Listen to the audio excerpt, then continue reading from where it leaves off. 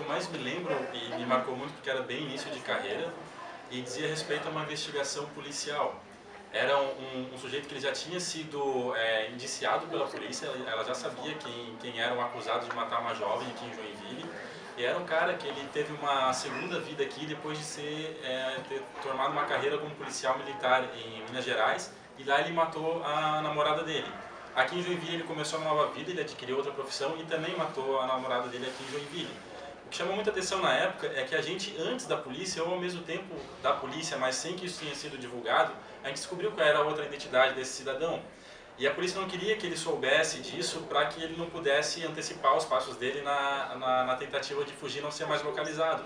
Aí eu lembro que a delegada que cuidava desse inquérito na época conversou com a gente, quando a gente trocou essas informações, e nos pediu que a gente segurasse aquilo por pelo menos mais uma semana para que eles não perdessem os rastros dele.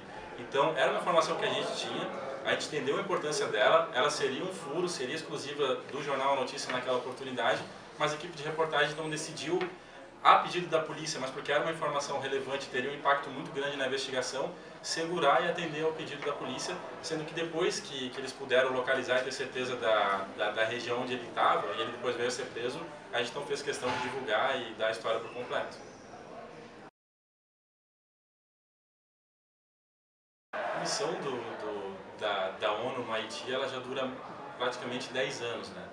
Eu pude ir para o Haiti logo 2 anos depois que teve aquele terremoto que voltou a colocar o país no centro das atenções mundial, e ele ainda estava em reconstrução. Na época acontecia de que o batalhão aqui de Joinville tinha uma presença muito grande de militares lá, e muitos outros também eram catarinenses. Ano a ano, o Ministério da Defesa ele costuma levar profissionais da imprensa, 2 ou 3, para conhecer o trabalho lá, tendo em vista que é uma situação de segurança complicada, não é qualquer veículo que pode bancar um repórter.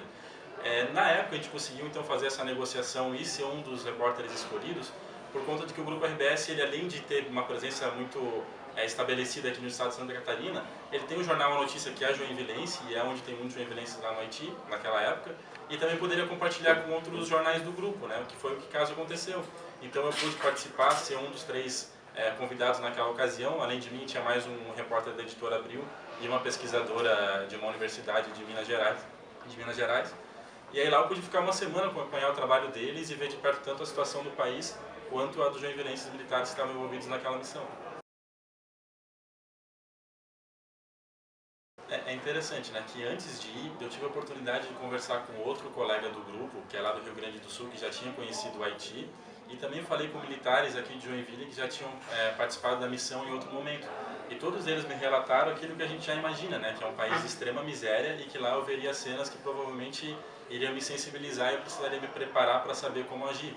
Ainda que eu até hoje esteja em início de carreira, naquela época eu já me sentia minimamente preparado por ter convivido com situações extremas aqui mesmo no trabalho diário em Joinville, né, que a gente vê acidentes, a gente também vê pessoas em situação de vulnerabilidade, né, e quando eu cheguei no Haiti eu lembro que uma das primeiras frases que me ensinaram a dizer lá era "pas gagner", que é alguma coisa como "não tenho", porque as crianças vinham muito para perto da gente, ou os adultos também, porque vinham nos pedir coisas, né, eles estão sempre muito famintos, sempre em situação de muita miséria, e eu tive que lidar com isso.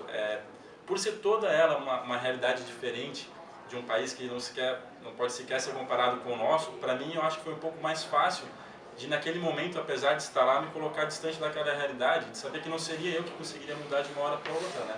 Se não acreditar na reconstrução do país e no recomeço.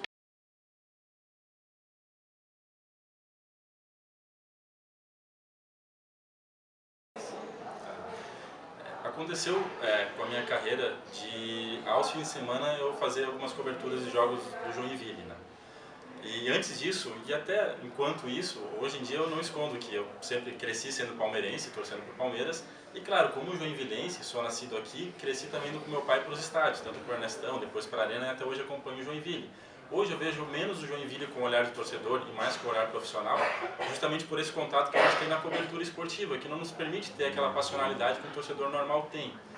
Quanto a vestir a camisa, eu não conheço alguém que goste de esporte e goste de futebol e trabalhe com jornalismo esportivo que não tenha um time preferido. Agora, conheço muitos profissionais que eu sei que tem um time e eu sequer descubro qual é o time deles, justamente pela imparcialidade que eles têm ou pela neutralidade que eles têm quando cobrem o time A ou B. Eu acho que Joinville é um caso pontual e muito particular no que diz respeito a vestir a camisa ou a praticar a chamada cobertura torcedora, porque a cidade tem um único time. O torcedor de Joinville ele é muito apaixonado e ele quer ter as informações do Joinville.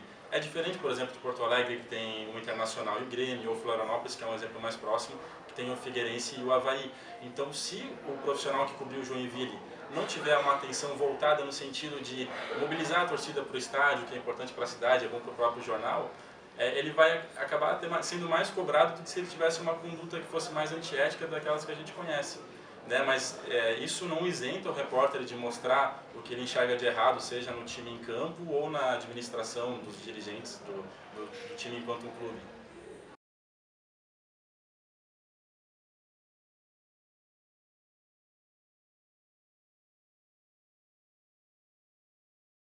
Um dia um advogado criminalista me falou uma frase que me marcou, né? A comparação dele na defesa de um cliente que tinha sido acusado e que aquilo estava ganhando atenção da mídia, era que é como um travesseiro de penas, né? Depois que você estoura, para consertar o estrago é muito difícil.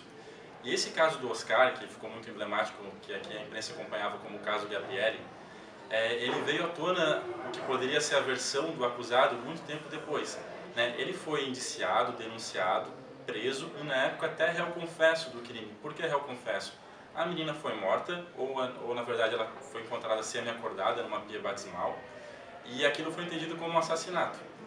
Ele, no primeiro momento, teria confessado o crime e chegou a participar de uma reconstituição mostrando como que ele violentou e levou a menina ao óbito. Mais tarde, 3 anos depois de tentar todos os recursos possíveis na justiça, o Oscar conseguiu que o processo dele fosse anulado no início, na origem. Ou seja, a justiça, por um grupo de desembargadores, entendeu que o inquérito policial tinha erros. Ou seja, erros porque em algum momento o Oscar foi ouvido sem um advogado, e erros porque em algum momento as provas do processo não foram apresentadas para a defesa dele. Então, a partir do momento que anularam a origem do processo, todas as informações colhidas depois, como testemunhos de pessoas que conviveu com ele, a própria confissão dele passou a não valer mais aos olhos da justiça. E por isso o Oscar ganhou a liberdade. Ele, claro, até depois de ter sido solto, enquanto estava preso, ele voltou atrás e trouxe à tona a versão da inocência, né? Agora, para o jornal, ainda que a inocência dele nunca tenha sido também comprovada, é muito fundamental levar em consideração que o processo, as acusações dele também não foram comprovadas. Então, o que a gente pôde, depois de 3 anos, né, como se fosse nesse trabalho de recolher as penas, foi tentar trazer as informações do início, do que a justiça e o que a polícia tinha naquele primeiro momento contra ele, e aí mais do que nunca ouvir o Oscar, ouvir a família dele, ouvir tudo que ele tinha a dizer mais uma vez, para que ele pudesse reconstruir a vida dele e, na medida do possível, ter uma nova imagem diante da sociedade.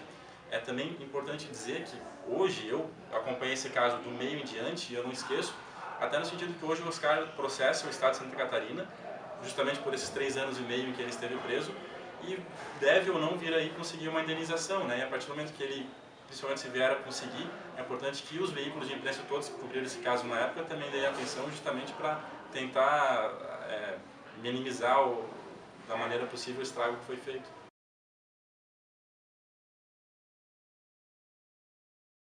Foi outro caso bastante marcante que eu jamais vou esquecer e que eu acho que ele até foi simbólico no sentido de determinar que profissional eu ia querer ser a partir daquele momento em diante. Também era mais ou menos no início da carreira, isso foi em 2010. Foi quando um sujeito que tinha sido preso em flagrante e notoriamente envolvido num crime de assalto, foi espancado dentro de uma delegacia depois de já rendido e algemado. Por que ele foi espancado? Um policial que não estava envolvido naquela operação que garantiu a prisão dele, teve a mulher assaltada por esse mesmo suspeito uma semana antes. Então ele, por ser policial militar, conseguiu acesso à delegacia, acesso privilegiado, mesmo sem ter a farda e mesmo sem estar envolvido naquela operação, para ter contato com o preso.